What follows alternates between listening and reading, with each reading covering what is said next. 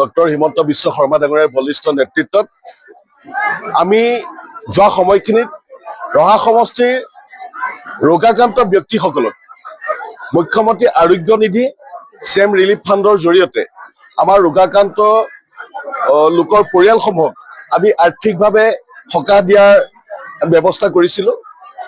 আমাৰ মুখ্যমন্ত্ৰী ডাঙৰীয়াই অসমৰ এইসকল ৰোগাক্ৰান্ত ব্যক্তিক যে তেওঁলোকৰ চিকিৎসাৰ ক্ষেত্ৰত কেতিয়াবা আমি দেখিবলৈ পাইছোঁ ঘৰৰ বহু মূল্যৱান সম্পত্তি হেৰুৱাব লগা হয়। বহু ৰোগী এনেকুৱা পৰিয়াল আছে, বহু ৰোগীয়ে চিকিৎসাৰ অভাৱত মৃত্যুবৰণ কৰিব লগা হয়। আজি এইসকল ৰোগীৰ উপযুক্ত চিকিৎসা ব্যৱস্থা কৰিবৰ বাবে মুখ্যমন্ত্ৰী ডাঙৰীয়াই তেখেতে মুখ্যমন্ত্ৰী আৰোগ্য নিধিৰ জৰিয়তে সমগ্ৰ অসমতে এক তেখেতে ব্যৱস্থা গ্ৰহণ কৰিছিলে।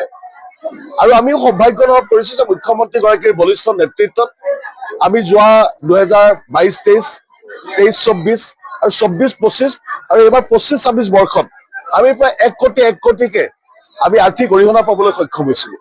আৰু এই অৰ্থৰাশিৰে সৈতে আমাৰ যিটো আমাৰ কেঞ্চাৰৰ দৰে অতি মাৰাত্মক জটিল ৰোগত আক্ৰান্ত লোকসকলক বা বিভিন্ন দুৰ্ঘটনাজনিত, প্ৰসূতিজনিত বা আমাৰ বৃক্কজনিত এনেধৰণে বিভিন্ন ৰোগাক্ৰান্ত ব্যক্তিসকলে যোৱা সময়খিনিত আমাক আৰ্থিক অৰিহণা বা আৰ্থিক সকাহৰ বাবে আমাক আবেদন জনাইছিলে।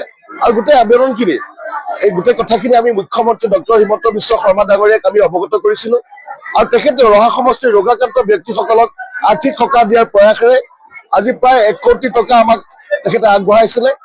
আমি ইয়াৰ কিছুদিনৰ আগত প্ৰায় 780 গৰাকী ৰোগাক্ৰান্ত ব্যক্তিক আমি দিবলৈ আমি সক্ষম হৈছিলোঁ, প্ৰায় 75 লক্ষ টকা যোৱা সময়খিনিত। আৰু আজিৰ তাৰিখত আমি 52 লক্ষ টকা আমাৰ ৰহা সমষ্টিৰ ৰোগাক্ৰান্ত বিভিন্ন পৰিয়ালৰ মাজত আজি আনুষ্ঠানিকভাৱে বিতৰণ আমি ব্যৱস্থা গ্ৰহণ কৰিছোঁ। আজি সৰ্বমুঠ আমাৰ 780 গৰাকী ৰোগাক্ৰান্ত ব্যক্তিক প্ৰায় 52 লক্ষ টকাৰে আজি আমি আৰ্থিক অৰিহণা দিবলৈ আমি সক্ষম হৈছোঁ। আৰু ইয়াৰ লগতে আমি যোৱা সময়খিনিত মহিলা উদ্যমিতা আঁচনিৰ জৰিয়তে অসমৰ মহিলা মাতৃসকলক আৰ্থিকভাৱে বা স্বাৱলম্বিতাৰ দিশত সফলভাৱে আগুৱাই যোৱাৰ প্ৰয়াস আৰু প্ৰচেষ্টাৰে মুখ্যমন্ত্ৰীগৰাকীয়ে সন্মুখৰ পৰা নেতৃত্ব দিছিলে।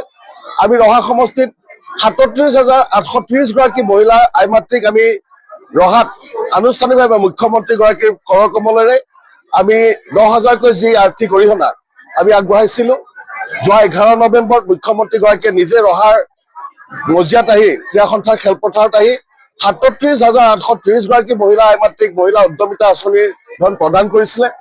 আৰু আমি সেইখিনি সময়ত আমি লক্ষ্য কৰিছিলোঁ যে গোটত থকা বহু মহিলা আই মাতৃ কিছু মহিলা আই মাতৃ বঞ্চিত হৈছিলে। আৰু এই বঞ্চিত হোৱা মহিলা আই মাতৃসকলে যেতিয়া আমাৰ লগত যোগাযোগ কৰিছিলে, আমি গোটেই কথাখিনি মাননীয় অসমৰ মুখ্যমন্ত্ৰী ডক্টৰ হিমন্ত বিশ্ব শৰ্মা ডাঙৰীয়াক অৱগত কৰিছিলোঁ। আৰু তেখেতেও বঞ্চিত হোৱা সেইসকল মহিলা আই মাতৃৰ এটা যাৱতীয় ব্যৱস্থা গ্ৰহণ কৰিবৰ কাৰণে ব্যৱস্থা গ্ৰহণ কৰিছিল। আৰু তেখেতৰ এই সুদূৰ প্ৰসাৰী নেতৃত্বৰ বাবেই আজি যিসকল মহিলাক আজি সেই মহিলা উদ্যমিতাৰ পৰা বঞ্চিত হৈছিল, তেনেকুৱা আমাৰ 1119 গৰাকী মহিলা পুনৰ আজিৰ তাৰিখত আমি মহিলা উদ্যমিতাৰ আৰ্থিক অৰিহণা আমি দিবলৈ আমি সক্ষম হৈছোঁ। আজি মুখ্যমন্ত্ৰীগৰাকীয়ে আজি ৰহা সমষ্টিত যি মহিলা উদ্যমিতা যোৱা সময়খিনিত 37,830 গৰাকী আৰু আজি আমাৰ 1119 গৰাকী প্ৰায় 39,000 মহিলা আইমাত্ৰে ৰহা সমষ্টিত মহিলা উদ্যমিতাত ইতিমধ্যে অন্তৰ্ভুক্তি হৈছে। ইতিমধ্যে আমাৰ দেখিছে অৰুণোদয় আঁচনিৰ জৰিয়তে আমাৰ মহিলা মাতৃসকলক আজি নাৰী সবলীকৰণৰ ক্ষেত্ৰত মুখ্যমন্ত্ৰীগৰাকীয়ে যিটো বলিষ্ঠভাৱে ভূমিকা লৈছে। আমাৰ ৰহাৰ প্ৰায় আমি 33,000 আমি 800 গৰাকী মহিলা ইতিমধ্যে অৰুণোদয় আঁচনিত অন্তৰ্ভুক্ত হৈছে। হয়, কিছু সংখ্যক মহিলা আমাৰ এতিয়াও অকমান আছে, সেইখিনিও আমি পৰৱৰ্তী সময়ত আমি মুখ্যমন্ত্ৰীগৰাকীৰ বলিষ্ঠ নেতৃত্বত সফলভাৱে আমি আগুৱাই নিয়াৰ প্ৰয়াস আৰু প্ৰচেষ্টা কৰিম। আজি এইখিনি আৰ্থিক অৰিহণাৰে আজি ৰহা সমষ্টিৰ সামগ্ৰিক উন্নয়ন বিকাশৰ লগতে আজি মহিলা সবলীকৰণ, আজি মুখ্যমন্ত্ৰীৰ উদ্যমিতা আঁচনি, অৰুণোদয়, আজি মুখ্যমন্ত্ৰীৰ আৰোগ্য নিধি, এনেধৰণৰ আজি ঐতিহাসিক যিসমূহ আঁচনি, এই আঁচনিসমূহে আমি ৰাইজক সেৱা কৰিবলৈ পাই অত্যন্ত সৌভাগ্য অনুভৱ কৰিছোঁ।